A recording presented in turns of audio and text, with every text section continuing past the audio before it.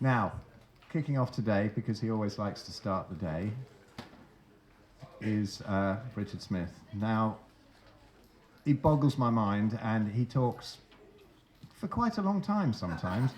So I'm not gonna take up too much of the time as an intro. The brilliant Richard Smith.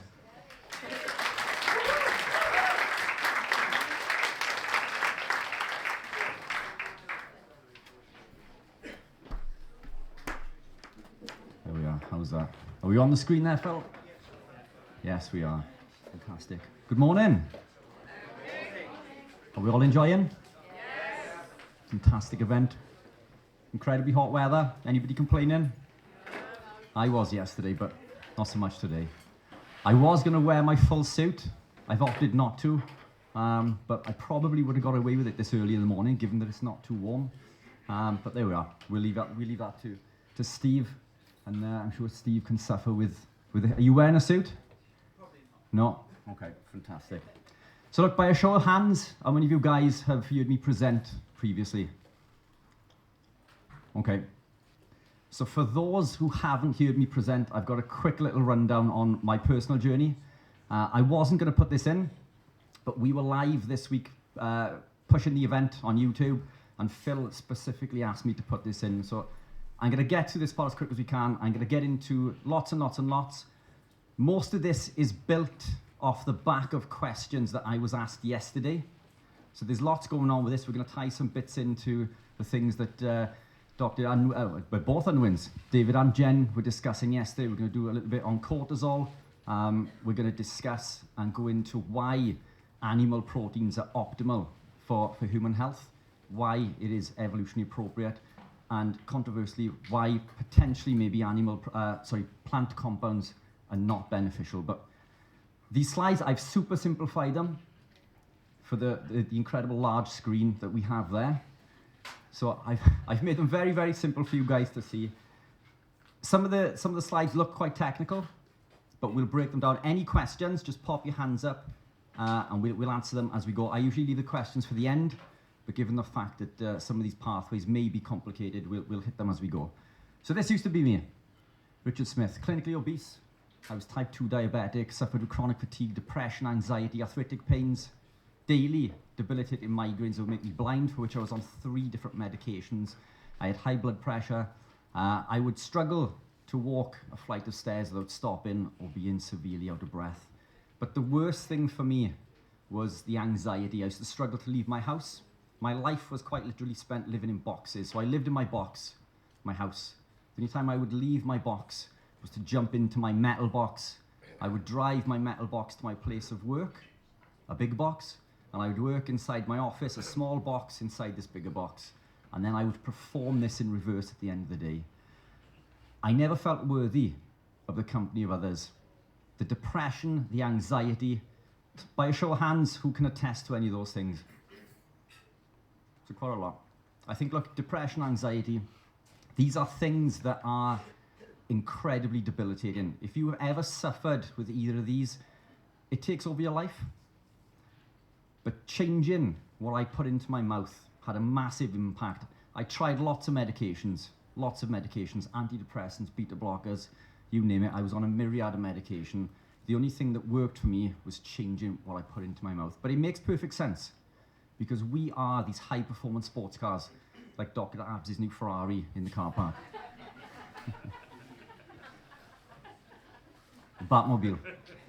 So you wouldn't put this refined diesel into a high-performance sports car. This is what our bodies are, and it makes perfect sense. What we put in is what we get out. If the input is wrong, the output is wrong. So I changed my diet. I gravitated towards removing bread, because bread bloated me. I wasn't trained in nutrition. I wasn't trained in molecular biochemistry or anything at that point. I just knew that bread bloated me. So I removed the bread. The bloating went away. I lost 2 stone in a very, very short space of time. That wasn't the intention. The intention for me was to reduce the bloat, to give the impression that I wasn't so obese, so overweight. Along with this came a better feeling of health. And then I gravitated deeper down the journey. And a friend of mine introduced me to the keto diet. And this was well over a decade ago, maybe 12 years ago. This didn't really exist in the UK back then. You could have stopped 100 people in the street, and you'd be lucky if one person had heard of the ketogenic lifestyle. Now, I think pretty much everybody. A guy came to my house recently to measure kitchen and bathroom, and he asked me what I did. And I always pussyfoot around and say I'm a nutritionist and I deal with low carb. Oh, I did keto once. You know, and this is the impact that events like this are having. We're spreading the word, and we become that pebble in the pond. You know, we make these changes. We feel healthier. We feel fitter.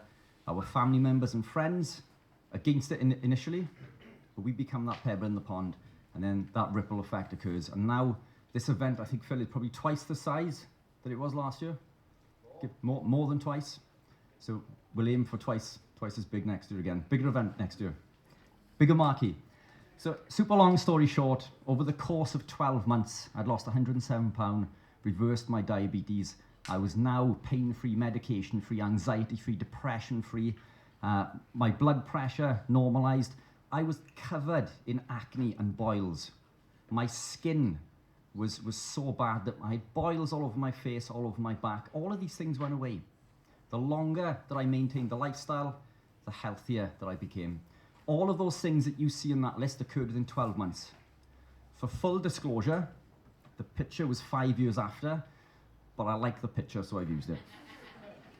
So over the course of my journey, I began training again. I've always trained, I'd always worked out, but gravitating towards a cleaner way of living, I found that I was able to build muscle at an incredible rate.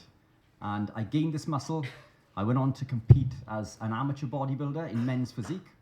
I became professional. I became British and European champion within a few years.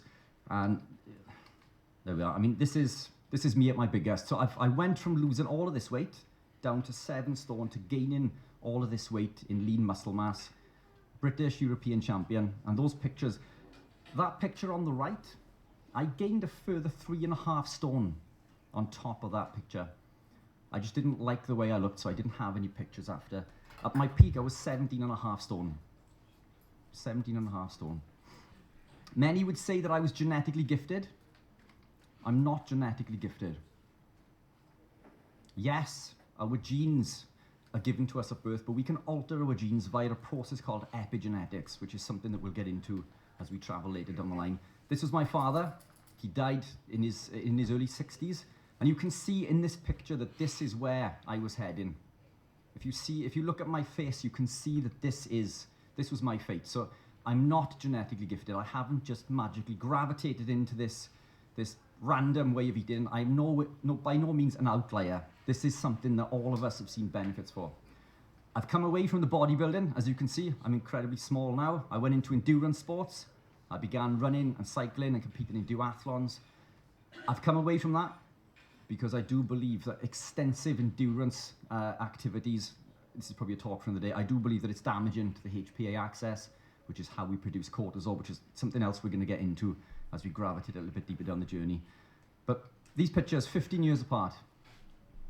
Now, I think, I don't know how clear it is on the screen there, but you can see the boils around my mouth and on my forehead.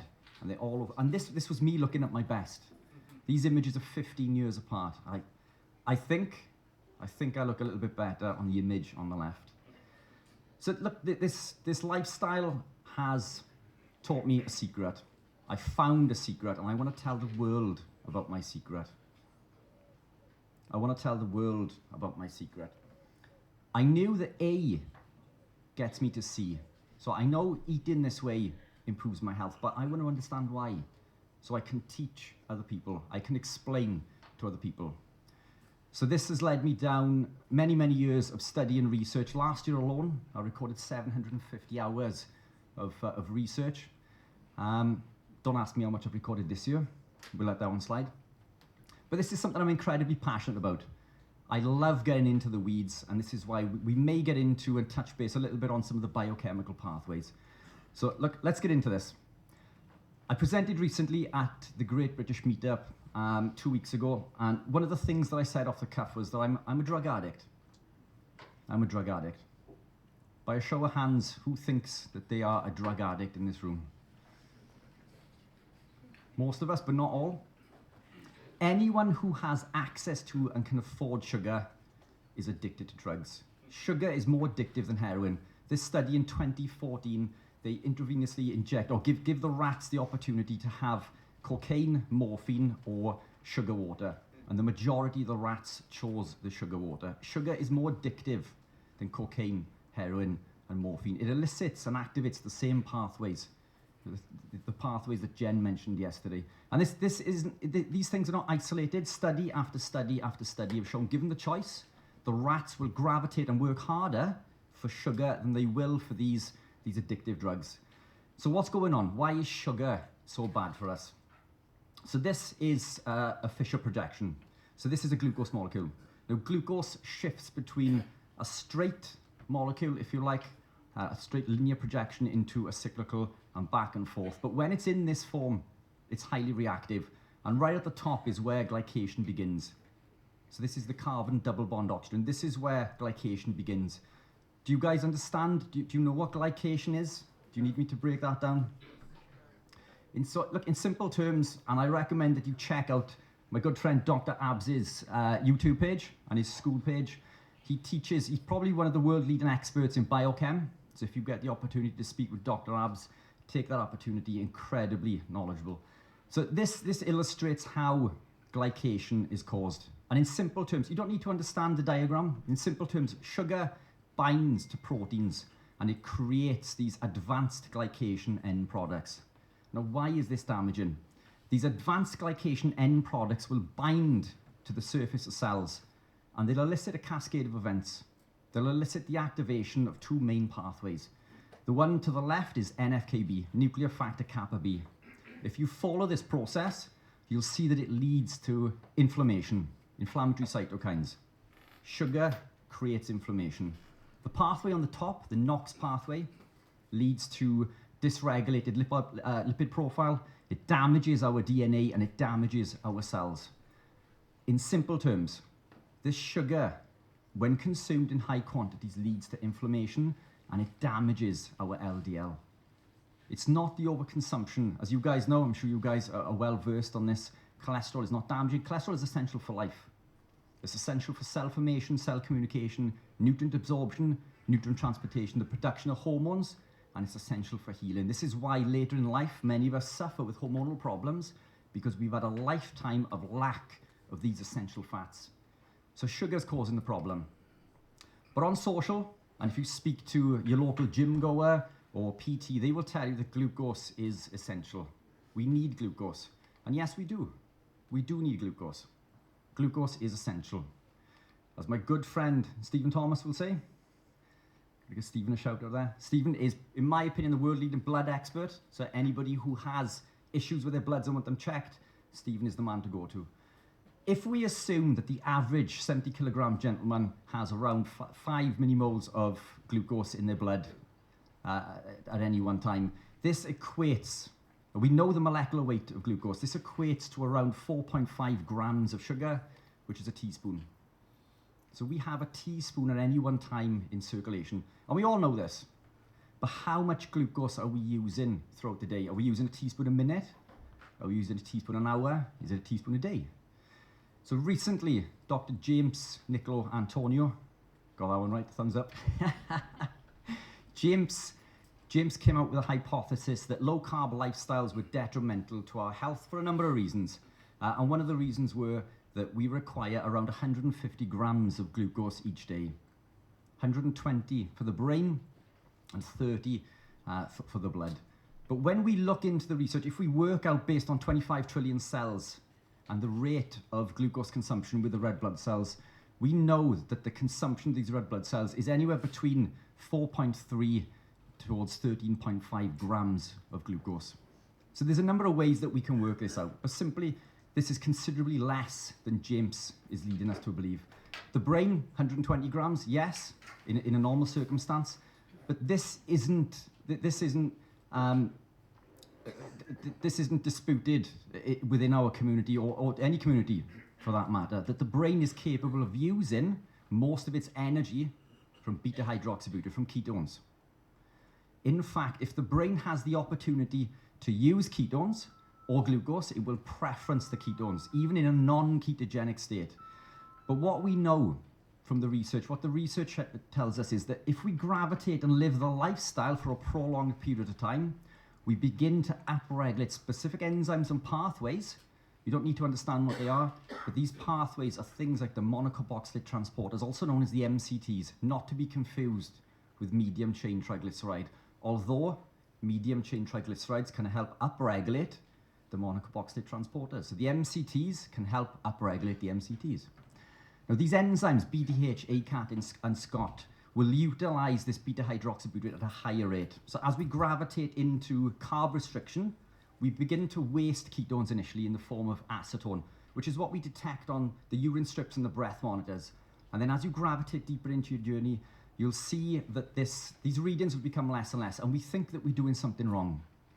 Our ketones were high last week, and now they're barely registering. This is because you're becoming more efficient. So we're no longer wasting this acetone. We're now converting and utilizing beta hydroxybutyrate, and now we're upregulating these monocarboxylate transporters and the enzymes that utilize them. In simple terms, the longer that we restrict carbohydrate, the more we become adapted. Now, in this state, the brain can preference as much as 95% of its energy from ketones. So considerably less than James alluded to. This means that our requirement is between 15 to 37.5 grams of glucose a day, which equates to around 3.3 to 8.33 teaspoons of sugar each day. So does that mean that we should consume this volume of sugar? No. Our body has the ability to create over 20 teaspoons, or well over 20 teaspoons of glucose each day. We have the ability to create this naturally from endogenous production through a process called gluconeogenesis. Gluco being glucose, neo new, and genesis the creation of, which I'm sure this is a pathway you guys are familiar with. The image on the left shows glycolysis, where we create ATP, essentially pyruvate, from the glucose, and the other pathway, the gluconeogenesis, is almost this glycolysis pathway in reverse, but we make this from proteins and fats.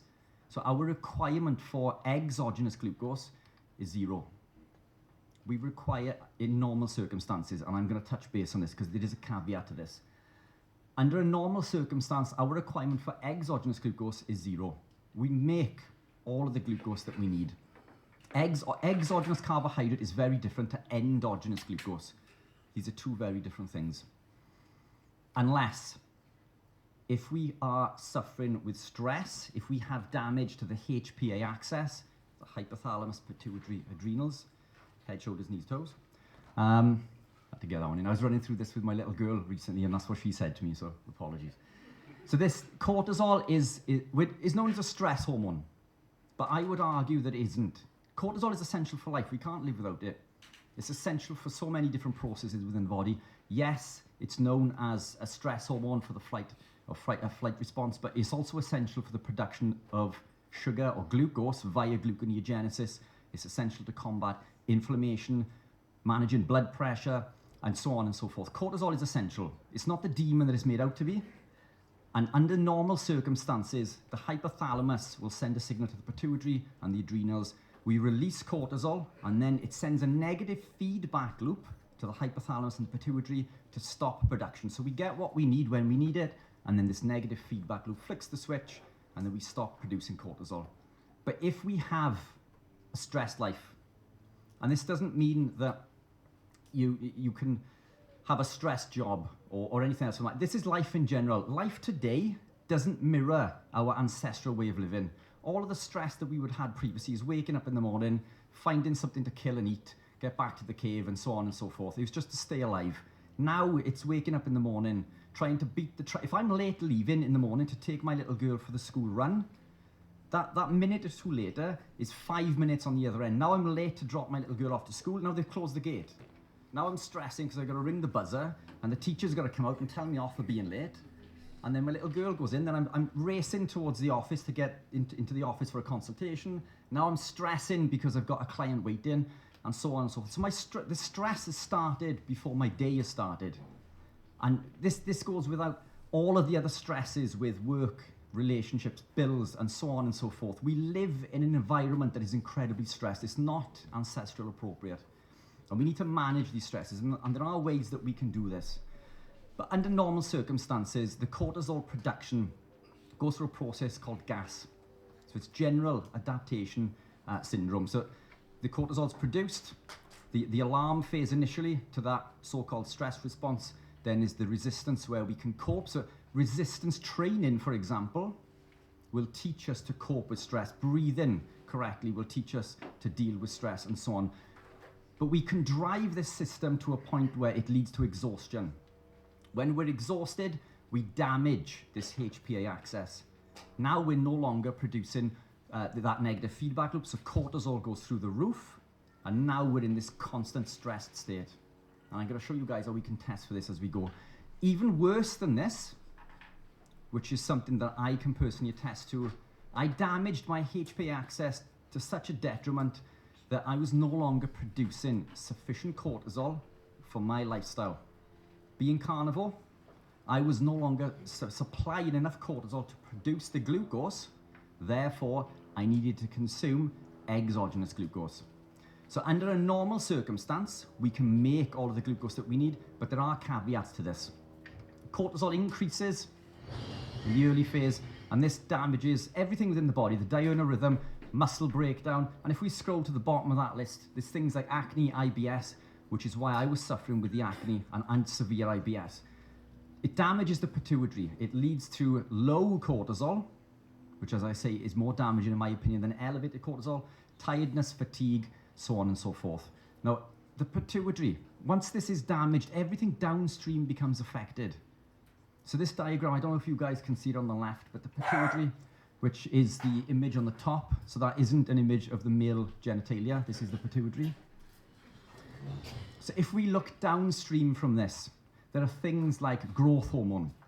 We've got follicle stimulating hormone, luteinizing hormone, thyroid hormone, so on and so forth. So if our HPA axis is damaged, which in most of us it is, in most people coming into this lifestyle, our HPA axis is damaged. Now everything else downstream is affected. So this is why we gain the weight, this is why we become depressed, our hormones are out of balance. This can massively affect your triglycerides. So for those who have gravitated into this lifestyle and seen an increase in triglycerides, then this could be a main contributing factor to this. So having this HPA axis and the ability to produce cortisol efficiently is critically important. So what can we do?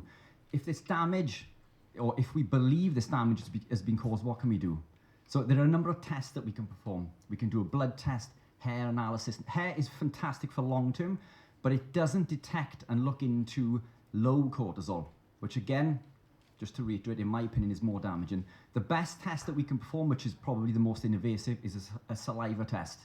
So I personally use a company called Medichecks. This comes through the mail, super invasive. You put a sponge in your mouth for a few minutes, pop it into a little test tube, write the date and time, ship it back, and they will send you your diurnal rhythm, which is how your cortisol moves throughout the day. If at any one point this is out of a normative range, which is probably something Steve will get into, normative ranges we shouldn't really look at when it comes to bloods, but I believe that this is consistent when it comes to cortisol. So there are a number of things that we can do, and I'm just going to skim over this really quickly. I will pass these slides on to Phil so he can send them to you if you want to look at these in more details. But we can take medications. I'm not against medication. I live the lion diet. I'm incredibly strict. I predominantly beef and lamb. I do eat chicken and pork occasionally, but I eat animal proteins. I've gravitated into this over a period of a decade. So I went from being low carb to what I'd call standard keto or dirty keto, then standard, then strict, gravitated towards more animal-based, and then carnivore, and so on and so on. This is a journey, and we're all on our own journey. So by a show of hands, who would present themselves as being low carb over ketogenic? Any of you guys low carb? Fantastic. Keto? Brilliant. So an even split so far. Carnivore? Okay, so fantastic. So most of you guys are already on this journey. Now, one of the things that has really gotten to me recently, especially on social media, is this dogmatic community. This isn't keto, this isn't carnivore. Look, you're all on your own journey. I eat just meat, but it's taken me over a decade to get to this point. When I gravitated into this journey, I was restricting grains and removed seed oils, and that saw so many different benefits that it was unreal. Most of those benefits that I showed you earlier came from those restrictions, and then you gravitate deeper and you learn the benefit of the animal proteins. You learn how damaging other compounds are. Highly controversial to the low-carb community, which we will get into. But it doesn't mean that you have to be strict. If somebody says to you, this isn't right, well, just give them the middle finger, because look, you're all on your own journey. We shouldn't be driven and deviated off our path just because it doesn't suit someone else's agenda. Now, I want to educate people and tell them where the best lifestyle is. If you can get anywhere on that spectrum, you're already winning. The worst thing with trying to stay strict is the second you don't, you fall off the wagon. And that addiction kicks in. Friday night, I'll have a takeaway. Or a beer, glass of wine. Saturday comes, well, it's the weekend. I'll wait until Monday. Monday comes, all of this damage has been elicited. Now the sugar cravings are back. And now Monday never comes. We don't get back on that wagon. Now we start to gain the weight. And then 2 or 3 months goes by. I need to get back on the keto diet. You know, this is what the clients that I work with say to me. Lots of clients cycle these things. And this is why events like this are critically important, because this is all about community, supporting. We shouldn't be trying to rip apart a fellow member of the health journey. Yes, give your opinion, help guide your fellow man along their journey, but we're all on our own journey. And Phil said I like to go off on one, and I've probably gone off too far. My point is medications. If we live an ancestral appropriate lifestyle, then in most cases we don't need medications. But if it wasn't for medication, at several times in my life, I would be dead, without question. Plants are medicines, in my opinion. And there is a time and a place in order to consume these, should we need the requirement to do so. So these are some of the things that can help with elevated cortisol and low cortisol as far as medications go. And there are some natural remedies also. And these are some of the natural remedies which you could implement. And we're going to get on to my recommendations, at least to start with. Some supplementation, but these do have side effects. These can cause high blood pressure, they can affect medications, and so on and so forth. So you need to do your research if you're implementing medication or any other compounds for that matter. But my approach, essentially keto diet. I mean, this has got to be the foundation of health and well-being. Plenty of highly bioavailable animal proteins. Whether you're carnivore or keto, we need proteins. Proteins are essential. Natural fats, including but not limited to the omega-3s, and potential supplements. C8, which is the MCT, medium chain triglyceride. The C8 is incredibly active in the body, and it will create an increased ketones, whether you are ketogenic or not. And maybe that's a talk for another day. Again, exogenous ketones, they can be beneficial. In fact, exogenous ketones, in my opinion, are the most underrated supplement on the market. Other things, vitamin B5, quite often devoid in the carnivore lifestyle. B2, also devoid. And as a side note, if any of you are suffering with methylation issues, vitamin B2, we tend not to be able to get enough on a carnivore lifestyle, even if we eat around 1 kilo of beef each day. So if you suffer with slow methylation, we can increase this with organ meats, with vitamin B2. Again, talk for another day. So there are some of the things that we can do. Exercise can help balance the cortisol. Training short bursts. I'm not a fan of high intensity endurance sports any longer.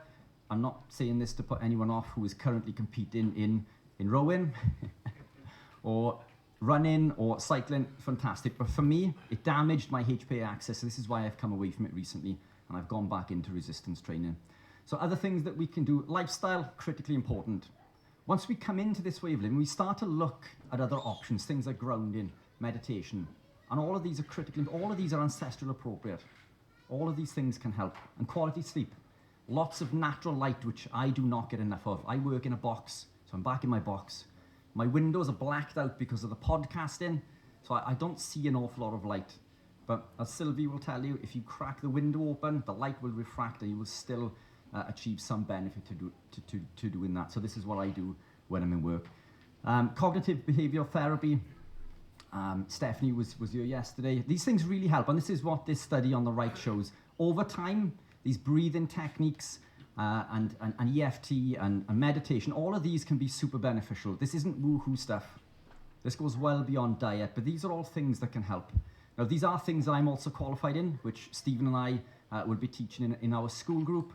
I know Stephen's put a flyer out, check that out. So it's a super cheap service, and we help the community. We're live in there at least 3 times a week, so feel free to check that out.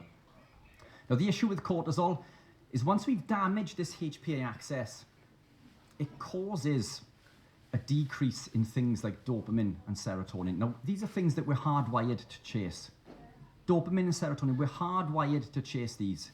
So if we don't create them naturally, we look for other means in order to do this.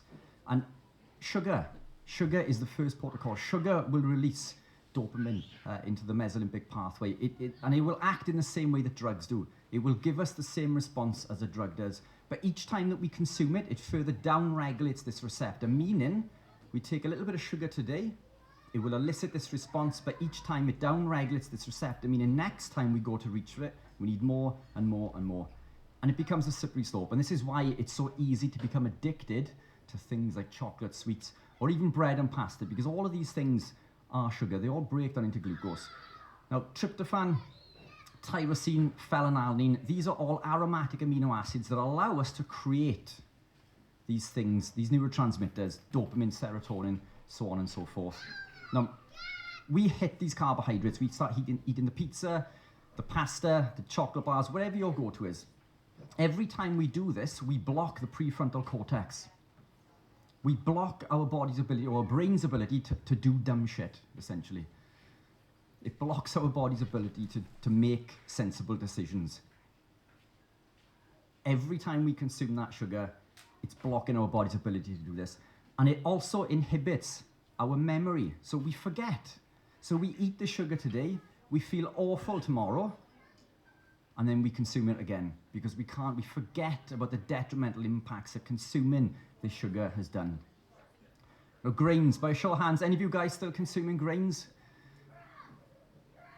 Okay. 2, 3, fantastic. Super proud for you guys sticking your hand up in a room full of people who are not consuming grains. Look, grains, we are told, are incredibly healthy. It's the staff of life, isn't it? Grains, they don't resemble what they once were. Now, the issue with grains isn't just the compounds that are found within, which we're going to get into a little bit, but also they're treated with compounds such as glyphosate. Most vegetables are also treated with this. The problem with glyphosate is that it blocks a pathway called the shikimate pathway. Now, one of you guys try to do this while I'm continuing to talk. Ask ChatGPT, does the shikimate pathway exist in the human body? The answer will be no. At least this is what the answer was when Stephen and I tested it. It says the shikimate pathway does not exist in the human body. So Stephen and I, and we recorded this and we posted it. We confronted ChatGPT, an incredible piece of kit and equipment to help you with your research. But again, if the input is wrong, the output is wrong. If you're asking the wrong questions. So we asked ChatGPT, or in fact, we told ChatGPT, you were wrong. This shikimate pathway exists in the bacteria in our gut. Oh, I'm sorry, you are absolutely correct. The shikimate pathway does exist.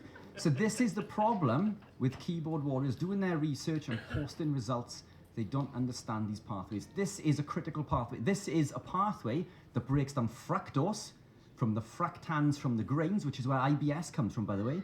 Anyone who suffers with IBS, it's fructose malabsorption. So it could be from fruit, but it's mostly from grains. This is why when we gravitate towards keto and remove the grains, this is why IBS predominantly clears up. There are other contributing factors, but ultimately, it's the blockage of this pathway. We block the shikimate pathway. This shikimate pathway, if you follow that right to the bottom, here we are. Okay, yeah. I thought I was on a different screen then. I can barely see the screen. So if we follow that pathway to the bottom, you can see tryptophan, tyrosine, and phenylalanine. And as I just said, these are essential aromatic amino acids that allow us to create these neurotransmitters such as dopamine and serotonin and so on and so forth. But we need cofactors. We need other ingredients. We need other ingredients to bake our cake or to fry our steak, if you like, in this case. Things like iron, magnesium, and so on and so forth, certain vitamins. We need these cofactors in order to produce these neurotransmitters. And neurotransmitters are essential. They're essential for heartbeat, blood pressure, healing, digestion, health in general. So we need these neurotransmitters. The issue when we consume things like grains or nuts and seeds, which is a staple on a ketogenic lifestyle. And again, if you're consuming these, that's fine because it is an incremental change. So I'm not going to be one of those dogmatic people that's going to put down the people who are consuming these nuts and seeds. If you are consuming nuts, macadamia are the best because they are lectin-free, but they still contain phytates.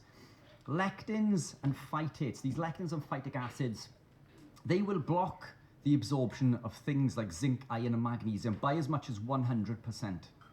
So in other words, if we eat our steak or chicken, whatever your go-to is, with some pasta or some rice and so on and so forth, the phytic acid and the lectins within these compounds are potentially enough to block the absorption of things like zinc, iron, and magnesium by as much as 100%, which basically means we're no longer producing these neurotransmitters. So somebody will tell you, well, I'm eating lots of animal proteins, but what are you eating it with? And we all know someone who eats lots and lots of animal proteins, and they blame the fatty meat for gaining the weight. It's the chips, it's the potato, it's what you're consuming it with. So it's not just enough to consume the highly nutrient-dense animal proteins. And this is what the study shows. We know that these cofactors can be blocked by as much as 100%. Zinc is essential for the production of testosterone, which is also essential for the production of estrogen. So this comes from cholesterol, goes through a series of changes, pregnenolone, progesterone, androstenedione, testosterone, and estrogen. So these are things that are also essential for women as well as men. But we block this pathway just by consuming our nuts and seeds or pasta and so on and so forth. So we need to make better choices. If you are going to consume those compounds, consume them away from your animal proteins, therefore reducing that blockage. Ideally, we'd want to remove them. But this is what I mean. These nuts and seeds, they're not high in omega-3s. They contain ALA. The human body needs EPA and DHA. That conversion of ALA into EPA or DHA is incredibly small. It's close to zero. So we're not going to, if you want omega-3s, eat some salmon, sardines, mackerel, or lamb. Jen and I were talking about this yesterday. Land salmon. Lamb contains 10 times more omega-3s than beef. It has a better vitamin B profile, better amino acid profile. Lamb, in my opinion, is even more beneficial than beef because lamb is always grass-fed. So that's my little tip for the day. So we consume these anti-nutrients, and now we're no longer producing our dopamine and serotonin. Now we're addicted to sugar because we're looking, again, we're hardwired to chase these dopamine fixes, these serotonin fixes. So now we're back on the sugar. We're hardwired to chase these things. It's a vicious cycle. We consume these seed oils and sugars and so on and so forth, these anti-nutrients. This blocks the neurotransmitters. It leads to depression and cravings. Anyone who's suffered with depression, I would argue that it's coming from your diet, 100%. This depression and cravings leads us to this need to elicit this dopamine and serotonin response. So we go for the sugar. We eat to celebrate, we eat to commiserate. If we're sad, ice cream, chocolate, pizza, and we've all been there. I've been on my journey for well over a decade. I've fallen off the wagon more times than I care to mention. We're all only human. It doesn't mean that you don't have to get back or get back on the wagon. This is all about the rule and not the exception. Consistency is key. The issue is everything found in the supermarket is high in these compounds. Vegetable oils, which will also lead to insulin resistance, by the way. So yes, we know carbohydrates are damaging, but these vegetable oils, there is nothing in this picture that is food. Nothing in this picture is food. These are compounds that have been heavily manipulated by man to get you to buy more. They're highly addictive. Anything in a shiny packet is not food. Ultimately, there are two aisles in the supermarket which contain real food. The meat and fish aisle, and arguably the vegetable aisle. And again, I'm not putting anyone off vegetables. We'll get into this in regards to why I believe that maybe we should limit them. But the overconsumption of these compounds, as many of you will know, will lead to insulin resistance. When we go to the doctor to test for type 2 diabetes, pre-diabetes, we're testing blood glucose. But the pancreas is releasing insulin in overdrive for many, many years, driving this glucose down. So whenever we test, we're in a normative range. And then suddenly we become pre-diabetic and diabetic because now the pancreas can no longer function. It can no longer upregulate that production of insulin enough to keep the blood glucose level. Now we're diagnosed with type 2 diabetes or pre-diabetes. This began 10 to 15 years prior. Now the issue with this is under normal circumstances, those aromatic amino acids, the tryptophan, tyrosine, phenylalanine, so on and so forth. Tryptophan will go on to make serotonin and melatonin. This helps us feel good, it helps us sleep, and we're generally happy. Hence my smiley face in the middle of the screen. Now this, through a series of steps on a pathway called the kynurenine pathway, it also balance glutamate and GABA, which are other neurotransmitters. The issue is the overconsumption of these sugary compounds will damage this pathway. Insulin resistance, it pulls tryptophan down this kynurenine pathway, therefore leaving less for the production of serotonin and melatonin, which basically means now we're sad, we're no longer happy, we're not sleeping correctly. This leads to something called glutamate excitotoxicity, which is incredibly damaging. ALS, MS, Parkinson's disease, right on the bottom, DNA damage. Who doesn't want a bit of DNA damage? Awesome, you know? Depression and anxiety.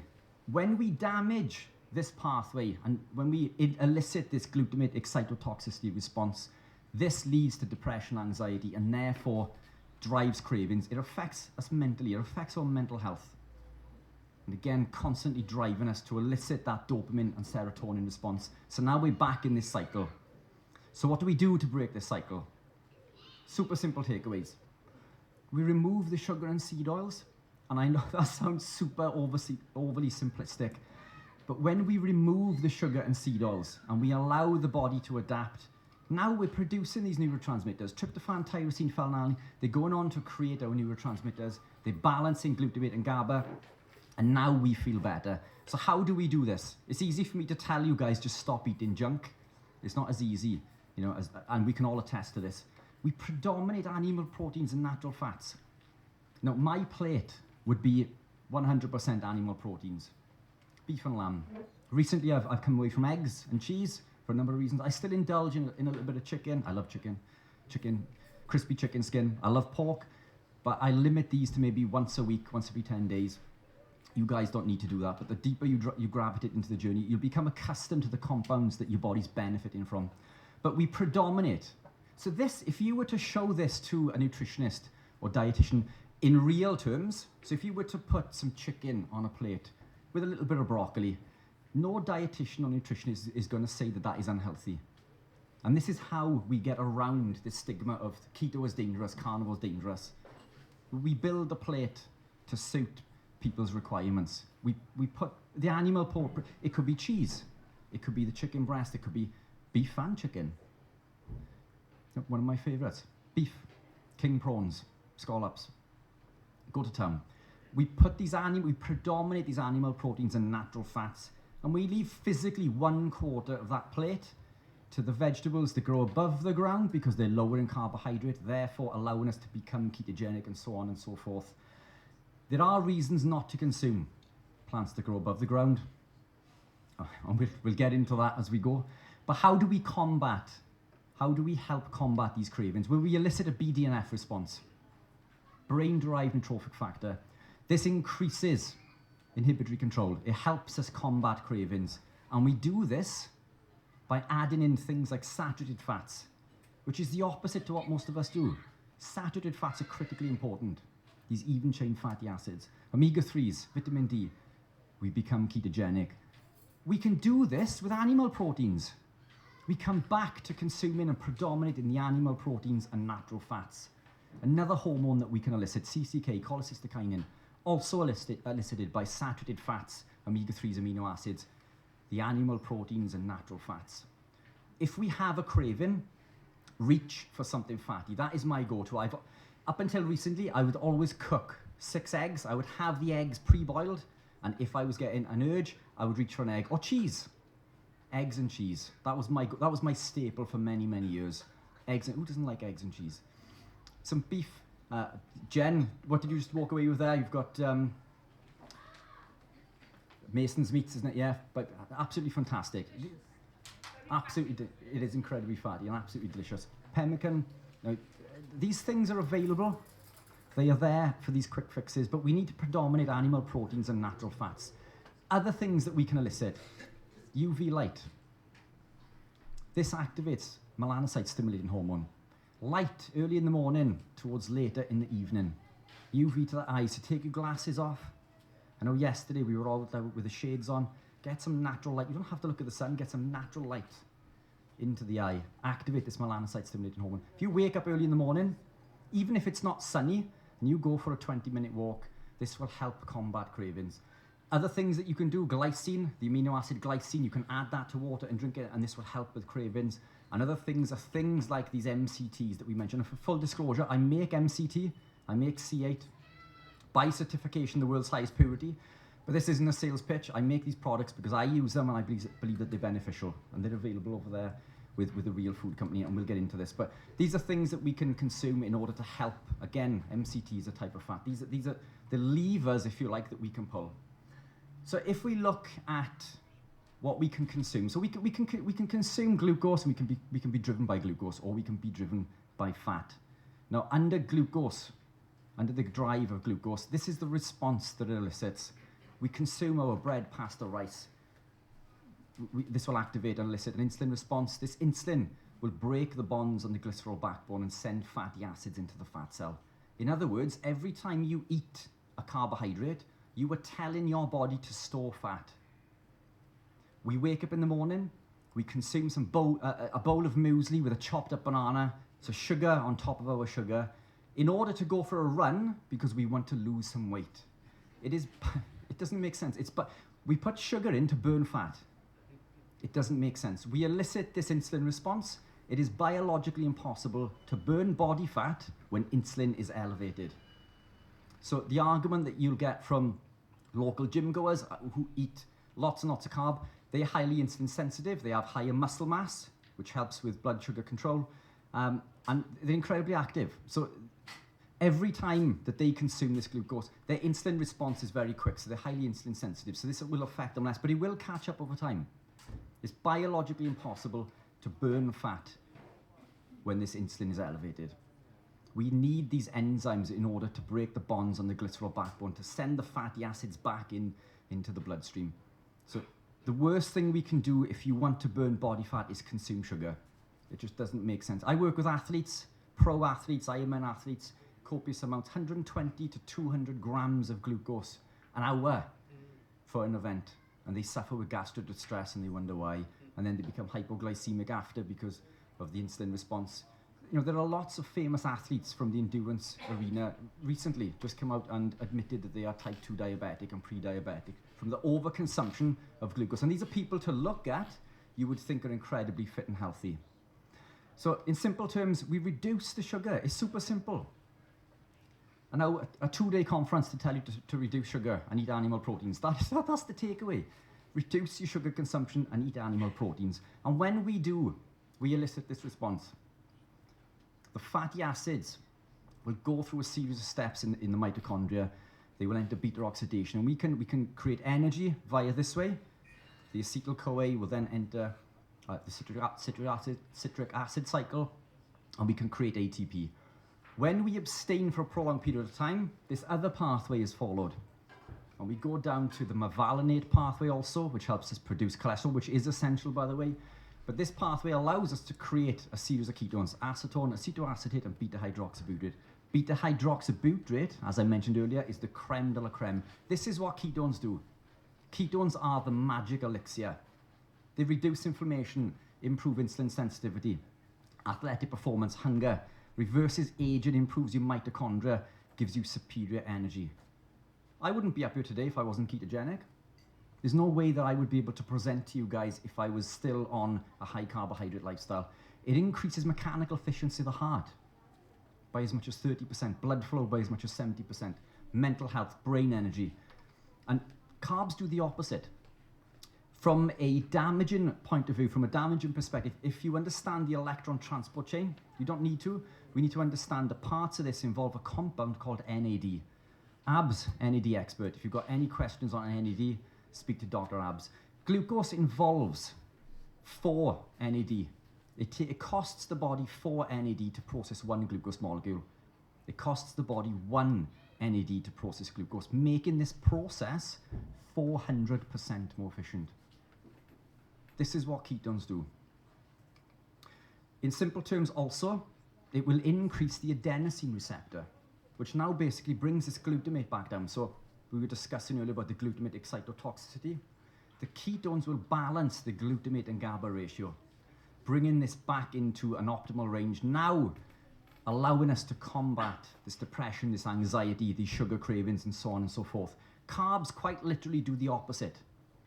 Carbs are quite literally the driver of this glutamate excitotoxicity. And as you guys know incredibly well, the more sugar that we consume, the less effective it becomes, and even in the brain. Now, glucose needs transporters in order to enter the cell for energy. And it doesn't matter how much glucose we consume. If we are what we class as insulin resistance doesn't exist, by the way. I'm going to use it as the term that we understand, but that doesn't exist. But in the context as we understand it, I'm going to run with that today. And we can get into that as we go, if you like. But we become insulin resistant. This glucose builds up in the brain. We can quite literally have a brain swimming in a sea of glucose. But if that glucose is unable to access the mitochondria to be used for energy, then we cannot use that for energy. This is what causes dementia and Parkinson's and Alzheimer's. Sugar, excess sugar in the blood, we know as diabetes. Excess sugar in the eye, we know as glaucoma. Excess sugar in the brain, we know as dementia. Sugar is incredibly damaging to the body. Ketones are the opposite. Ketones will breach the blood-brain barrier and supply this pure, clean energy, even when glucose cannot. Even in someone who is highly insulin resistant, or even from a supplementation point of view. I work with a number of clients who suffer with Parkinson's, dementia. Recently, one of my clients phoned me because I didn't have any ketones. So we make ketones, by the way. You can do this for free, and you can do it via the lifestyle. But this gentleman was suffering with dementia or Parkinson's, and he would not change his diet. He wouldn't make these changes. So his wife spiked his mashed potato with exogenous ketones in order to get these ketones. I don't even know if that's legal, is it? But there we are. And she phoned me one day asking when they would be back in stock, because she said, my husband is himself when he's consuming these ketones. This is how powerful beta-hydroxybutyrate is. And every one of us has the ability to make these naturally. If you're in a situation where you can't, then you can supplement with things like C8 or exogenous ketones, so on and so forth. Now, as a side note, by a show of hands, how many of you guys still drink coffee? Wow. Carnival cards, please. I'm just kidding. So look, I would be a hypocrite if I told you guys not to drink coffee, because it was only last year that I removed coffee. And it's not because of the caffeine, although the caffeine does damage and block the adenosine receptor, which in this case, if you were struggling with food addiction, if you're struggling with these cravings, coffee is one of the things that you need to remove, because excessively high levels of caffeine will block the adenosine receptor, and it will cause and drive this glutamate excitotoxicity, which, as we know from the slide earlier, will lead to the depression, anxiety, and will fuel cravings. So coffee is a huge contributor. We think it's fantastic because we get a bit of a kick. Coffee also contains hundreds of other plant compounds, particularly acrylamide, which is created during the roasting process. Acrylamide is a potent neurotoxin, which will cause loss of sensation in your hand, loss of strength. It can cause motor neurons disease. And I know this because I used to consume excessively high levels of coffee. I would consume 5 cups a day, but I would consume, was that a tut? It gets worse. 5 cups a day, but I would add in 2 double shots in each cup, effectively consuming 25 cups of coffee each day.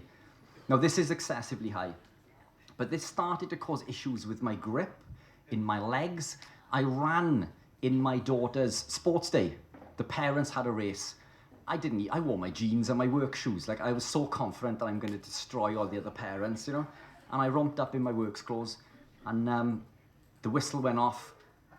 I was just left standing there because these parents were pulling away, and I'm there fighting for my life. Like I can't lose this race. Like, I'm going to look absolutely ridiculous if I lose this race to all of the other parents. I drew in the end, so I did. So technically it was a win. I managed to claw it back. So I'm going to take that as a win. But the video that I watched after, I lost the gait in my leg. My leg was doing this as I was running. And I noticed the days preceding this that I started to trip up the stairs. I couldn't lift my leg high enough. I was getting aches and pains in joints. This is the acrylamide in the coffee. Now, I'm incredibly strict, so I knew that this was the only lever left to pull. I pulled that lever, I stopped the coffee. 2 days later, so I barely finished this 20-meter dash or 50, whatever it was. And I'm claiming it as a victory because I drew. In my defense, the woman that I drew with was a professional boxer. So I'm gonna take that as a win. Needless to say, I didn't enter the race this year. My point is that I restricted the coffee. 2 days later, I ran the Swansea half marathon, and I ran a time, I think, of hour 26, which anyone in the running community that's not too bad, you know. I'm not quite down to the 110s, but still 126 half marathon. And that was 2 or 3 days after I removed the coffee, after I was unable to win a child's race and walk up the stairs. So this is how impactful. Acrylamide is accumulative. The more we consume, the more damage that it causes. So that's one to bear in mind. So each and every one of you, watch your coffee consumption. Now that we've gravitated into this way of living, the reason that most of us fail is something called keto flu. So we've reduced the carbohydrate, insulin's dropped. Insulin is responsible for the reabsorption of sodium into the bloodstream. Now that the insulin's dropped, this sodium is released from the body and it leads to something called keto flu. And everyone says, I'm listening to my body, I felt awful, so I quit. And this is why most people throw in the towel during their low-carb ketogenic journey. Sodium's essential. This study covers 100,000 participants over 17 countries, and it shows that we need far more sodium than is led to believe. In fact, this measures what was excreted, so we can assume what is excreted is at least what we consumed. Now, we're told to consume around 1,500 milligrams or 1.5 grams of sodium each day. And as you can see from the graph, this massively increases our risk of death. Where the sweet spot, according to this, is around 4,000 to 6,000 milligrams or 4 to 6 grams. I consume in excess of 10,000 milligrams of sodium a day. And I salt to taste. So I do this intuitively. Now, you can salt your meals. Celtic sea salt, sold by the Real Food Company, and my electrolytes, not a sales pitch. I make these products because I believe that they're the best in the world, and I consume them. For full disclosure, this is what I have in my drink there. So the Real Food Company are over there. Some incredible products there, blue blockers. Sylvie, world-leading nutrition expert. Sylvie is the person that I go to for advice when I need to look into something. So if you get the opportunity, check them out over there. So now that we've put this sugar back in, and we can get this from natural salts. It doesn't have to be supplemented salts. I would recommend Celtic. Pink Himalayan is not organic. Celtic sea salt is organic. It is either passed through once been or has been part of that cycle, which means it's been organic. The pink Himalayan is not organic. It's been blasted with explosives and contains lots of other heavy metals. Still beneficial if that's all you have, but a good quality Celtic sea salt. This one is batch tested also for microplastics. So incredibly beneficial. Now I want to get into why I believe plant compounds may not be as beneficial as one would believe. So I don't... Look, I'm super impressed that you were here today. It's I always ask the question, you know, how many, are you the only, any other vegans in the room? No, I'm the sole vegan. You're the sole vegan. Where's your flag? Look, in my opinion, and I'm going to go through the reasons why, in my opinion, a true vegan is a carnivore. The reason that I'm carnivore is because I want to be the healthiest and fittest that I can be. I care about the planet, and I care about animal welfare. Now, many of, and by a show of hands, how many of you guys in this room are ex-vegan and now carnivore? Wow, okay. So, I mean, lots of the carnivores that I now work with are ex-vegan.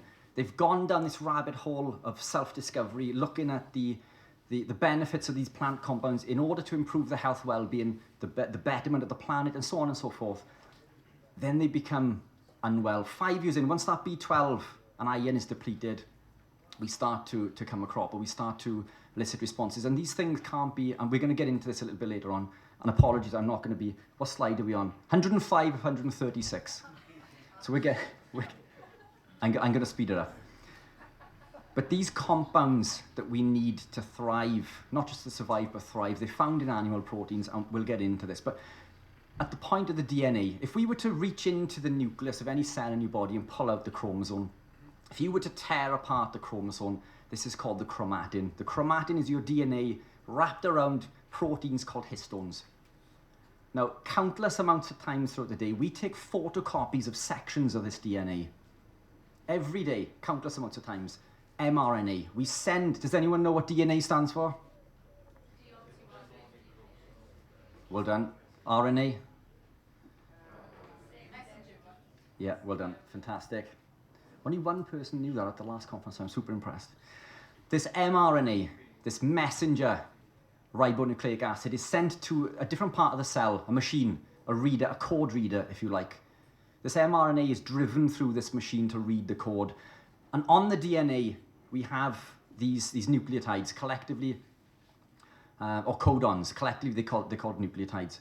As we run through this machine, each of these codons will code for the attraction of an amino acid.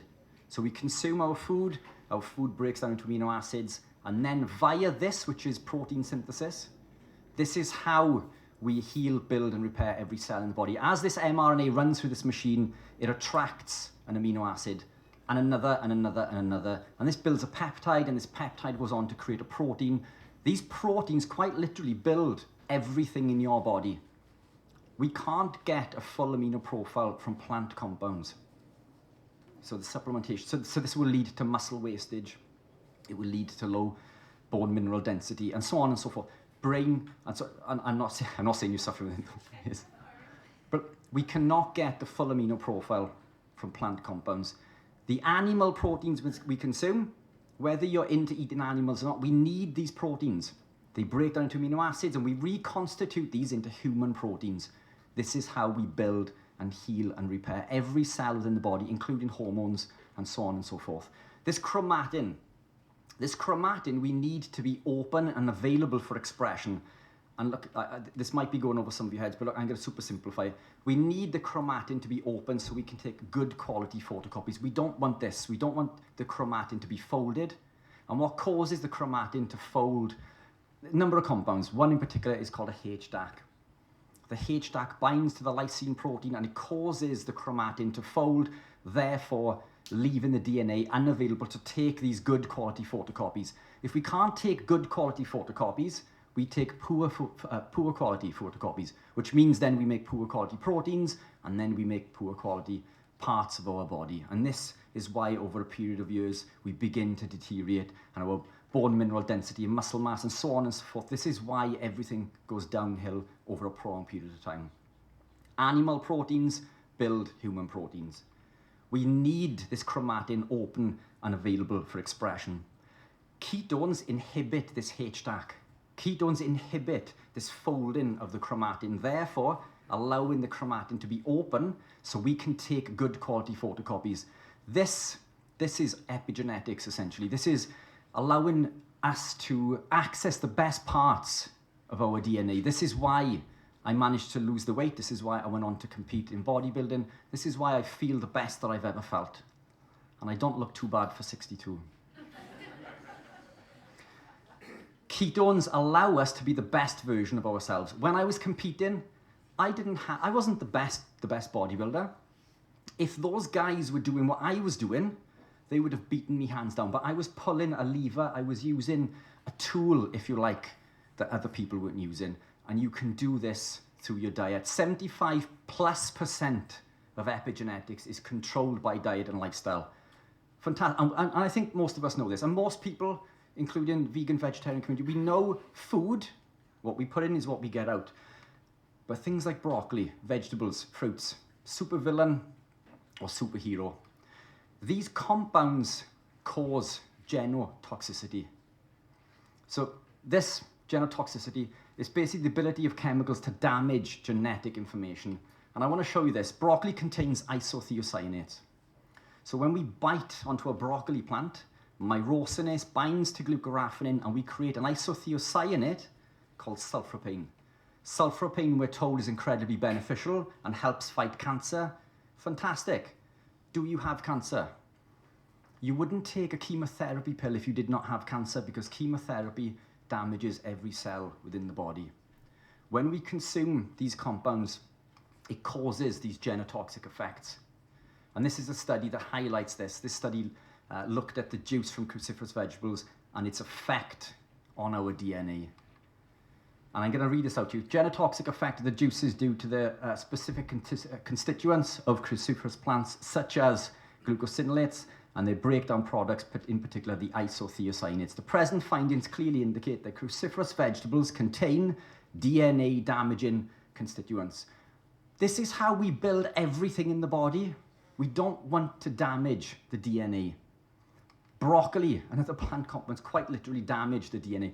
I'm not telling you guys not to consume it. Again, coming back to what I made earlier, we're all on different points of our journey. If we're consuming these compounds, make them a smaller portion of your plate and predominate the animal proteins. These compounds damage our DNA. We're told that these compounds have antioxidant benefits, but they do not. Turmeric is not an antioxidant. By a show of hands, who's taken turmeric and seen a benefit in inflammation? Come on, you can put your hands up, it's fine. Yeah, in the past, yeah. How many of you have taken turmeric in the past? Okay. So we take the turmeric and we add black pepper.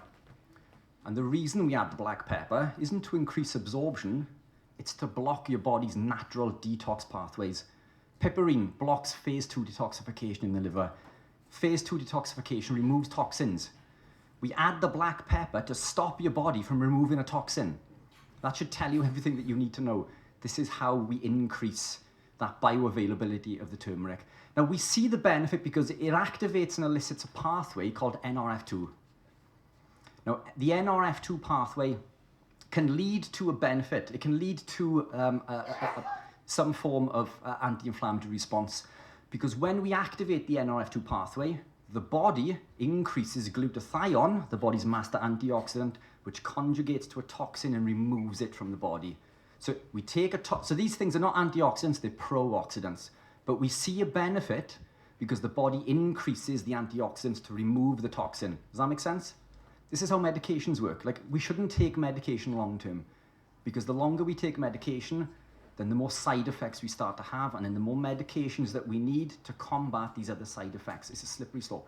There is a place for medication if you suffer with inflammation in the short term and you're not strict carnivore, for example. You will see a benefit of turmeric in the short term, and then it stops working, so you take more because it worked before. But the problem with this is this activation of NRF2 becomes overdriven. It goes into overdrive, and it elicits that NF-κB response that we saw through the glycation. So now the sugar's causing inflammation, and now the turmeric that we've taken to block the inflammation is causing this inflammation. So these compounds are not antioxidants, they're pro-oxidants, and it's known as a hormetic response, hormesis, where we put something negative into the body and it leads to a positive response. And it can in the short term. But there are two different types of hormesis, environmental and molecular. And what we're seeing with these compounds is molecular hormesis, which is very different to environmental, such as grounding, cold water dipping, red light therapy. All of those are beneficial because they do not overexpress this NRF2 pathway. Does that make sense? Cruciferous vegetables contain sulforaphane, which activate and elicit this NRF2 response. Do you know, and I'm asking you genuinely, what else, and anyone who follows me is going to know the answer to this, what else will activate and elicit this NRF2 pathway? Anybody? How about lead, mercury, arsenic, tobacco smoke, exhaust fumes? The list goes on and on. What I'm saying in simple terms, you will elicit the same pathway and you will elicit the same response from smoking or sucking on an exhaust fume or eating mercury and lead and arsenic and so on and so forth. You will see that same response. In short, these things are medications, and I believe that they should be used in the short term.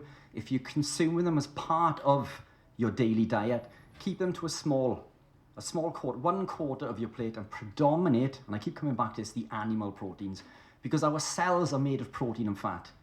They predominate water by weight. 70% is water, then we drop down to 18% protein, and then 5% lipid or fats. Only 1 to 2% is polysaccharide. If our bodies are quite literally made of protein and fat, why are we consuming stupid amounts of glucose, of sugar? Our bodies do not need these. In simple terms, we just need to start eating meat. If you are part of a family in which your mum, dad, brother, sister can't consume meat because they struggle with the texture, then a supplement is fine. It's not ideal. We should always prioritize and predominate animal proteins, always food first. But then we can overcome these things with the supplementation. It comes back to these animal proteins and natural fats. And I keep coming back to this, animal proteins and natural fats. This is, and we're nearly there, 130, we've got 4 more slides to go. Thank God, they said. This is a list of essential vitamins and other compounds that we need. We can't live without these. Each and every one of these, including vitamin C, we can find in animal proteins.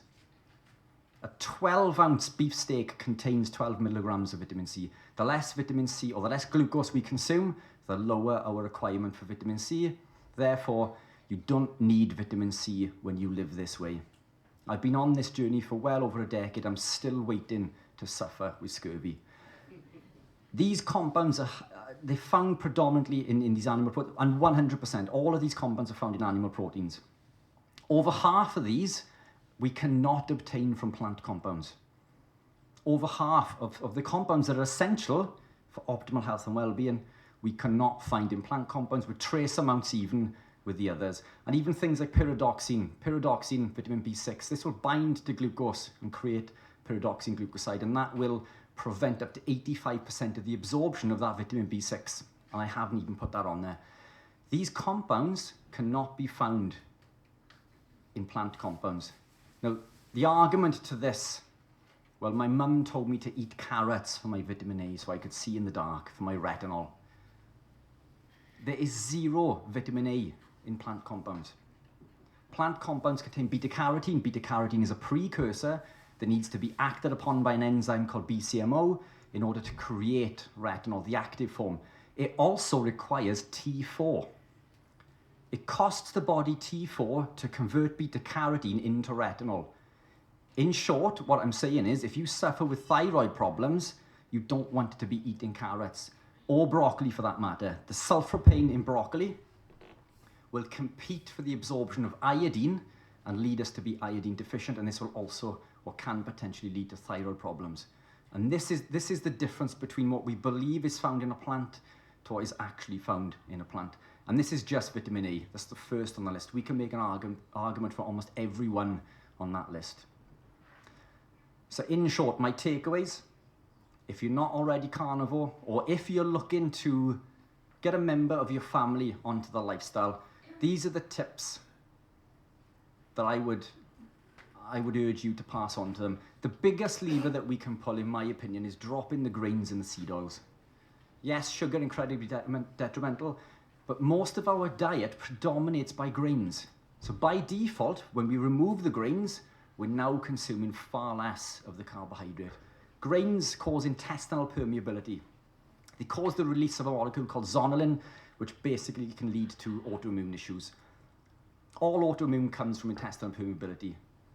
Wheat germ agglutinin, alcohol, medication can all cause these things. And casein also, for those of you who are consuming milk and dairy on a carnivore lifestyle. I'm not telling you to consume them, but this is all education. If you are living a carnivore lifestyle and still consuming cheese and A2 milk, for example, and still suffering with problems, then additional levers to pull. What we do find is that casein is far less problematic when we are already healed the gut and when we live in this ketogenic lifestyle. So we avoid non-foods, typically anything in a shiny packet. That picture that I showed you earlier, none of those things were food. Get some natural light, and we've got the perfect day for it. Touch the ground, and equally as important, surround yourself with like-minded people, which is exactly what each and every one of us has done today. So well done for you guys for doing that. And that is me done. Thank you, ladies and gentlemen.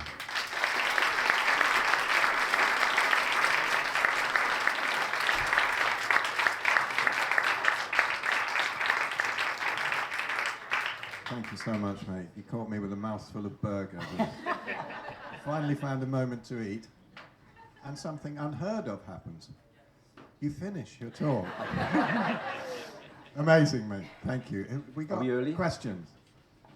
Does anybody want to volunteer to run round with this so that I can just finish my meal? I've finally got a moment, so I can sit. Thank you,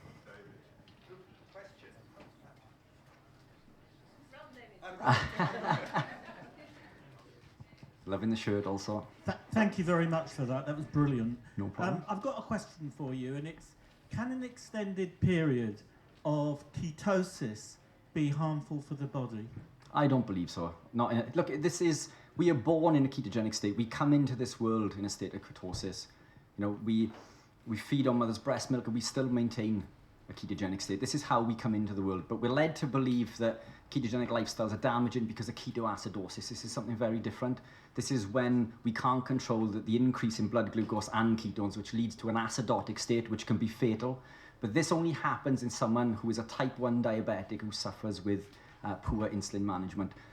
I've been living this way for well over a decade. So look, I'll leave you make your decision out of that. But it's all of those responses: blocking inflammation, healing and repairing the body, increasing mechanical efficiency of the heart, energy to the brain. All of these things are listed. And even someone living, and this is an important point by the way, even someone living a ketogenic lifestyle is not in a ketogenic state constantly. When we wake, cortisol stops the production of ketones. So we don't test. If you're testing ketones, we don't test in the morning. We don't test after eating. Even a high-fat meal will increase malonyl coenzyme A, which will block the carnitine shuttle, which is how we send fatty acids into the fat cell. We don't produce. So we've just eaten fat, but we're not in a ketogenic state. Training elicits this response, and therefore testing ketones after this, we're no longer in a ketogenic. So even when we live a ketogenic lifestyle, we're not in a ketogenic state for periods of the day. So we still cycle in and out of this, but it's a natural state, and I believe that it's the state that we're designed not just to survive but thrive in. Thank you. No problem. This lady's desperate for the next one. I am desperate, yeah. Actually, it's quite interesting. Brilliant. Thank you so much. I think I've only absorbed a small amount of the amazing information that you've been given. It's incredible. Too much info. I actually thought I was a long way towards being carnivore. I now realise that so far it's shite because I've got a long way to go. So that's just being honest. One of the things I work with a lot with my clients who are extremely obese, is I find it very hard not to appreciate there is an emotional component to overeating that is not just attributed to it being an addiction. Would you agree with that or not? I guess so, but look, all of these things, they're interconnected, and I think if we can down-regulate certain pathways and up-regulate others, then we can all... I am the biggest sugar addict you have ever met. I'm not a moderator. If there is sugar in the house and I start to eat it, I'm eating that whole box, or packet of biscuits, and everything else that's in the house. And I'm not joking. If there are bars of chocolate in whatever form, if I have the tiniest little taste, everything in that house is going. So one of the biggest things that I found to be beneficial was I stopped buying it. I removed it from the house, or to the best of my ability. I would love, like my daughter, for example, to be living this way, but there are external influences which don't allow me to do that. But when she's with me, then she's living this way, and she's eating real food. So when I take her shopping to Lidl, because Lidl, in my opinion, does one of the best quality meats from the supermarket. My meat comes from the butcher. It's all grass-fed, grass-finished when it can be. So it's really good quality. But the rule with my little girl is that you can have anything that you want as long as it's a single ingredient food. So she can have fruit, veg, prawns, beef, whatever she wants. But it's so I let her have fruit also. And there are situations in which things like raw honey and fruit can be beneficial. We would have consumed these compounds through our evolutionary period. And Sarah Pugh, I think, is here this afternoon. She'll probably explain why we need potentially more glucose when we're in warmer climates. So during the summer, this is why fruit comes into season. So if you are eating these things sourced locally and sourced fresh. These compounds, as Stephen will tell you during his talk later, apples in the supermarket they're over a year old. Did any of you guys know that? I'll let Stephen get into this during his talk. But look, so certainly, but we make these changes and we upregulate these. And community support, having a soundboard has been critically important. And I've lost my trail of thought. Let's go back to my little girl. Anyway, now I'm in a position where I don't have to have anything in the house. Prior to this, my little girl was still being fed compounds that I don't want to feed her. I would throw these in the bin and magically they would reappear, new product, the next day or the day later. And it got to the point where, and if this is recorded, we need to cut this out. It got to the point where my little girl's mum would sneak and give her stuff, and they would do things behind my back, so I didn't know about it. And so I let them do what they want because I don't want them to hide it from me. I don't want them to feel like it's, I don't agree with it, but I think that's a step too far. So during that time, anything that she had that was a compound I disagreed with, she had her own cupboard, I had mine, so all of her things were in this cupboard. I would tell myself that is not my cupboard. This is mine. This is where all of my things are. These are my shelving units in the fridge. This is my food. And just telling yourself that and reiterating it again and again stops you from going into that. And it really does work, I promise. You will fall. But again, this is all about the rule and not the exception, So coming back to things that we can do, I was talking to lots of people yesterday in regards to clients they work with. You mentioned low carb, keto, or carnivore. People switch off. So think of something that is causing a problem and hit them with the grains and say to them, let's do a test. Let's take the grains out for 2 weeks. Make a list of their symptoms, their problems. Let's remove the grains, everything that is covered in grain. Let's just do a test. But you can eat whatever else you want. So there's whatever carb you don't restrict. The deal is they just remove the grains for 2 weeks. Report back. Let's list your problems. Oh, do you know what? The pain in my foot has gone away. The bloating in my belly's gone. My IBS has improved. My mental clarity's improved. So now you've won their trust, and now you hit them with the seed oils. And that's easy to explain because it's everywhere. We now know that these industrial oils are detrimental, to health. They're not meant for human consumption. So you hit them with that leaf, and over a series of these incremental changes, we can gravitate them towards these better changes. Does that make sense? Hi, could I say we've kind of run over a lot here, but I've got this idea.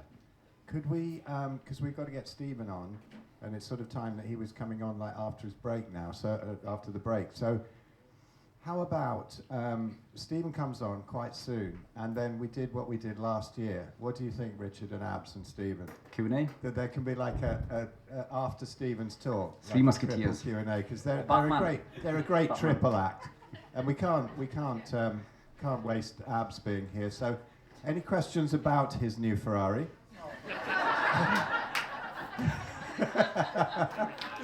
No, we got to make use Have you of left your his cape in the knowledge. car? Okay, so let's take a quick break and then get Stephen on as soon as possible. Say 15 minutes, guys. Amazing, Richard. Thank you so much.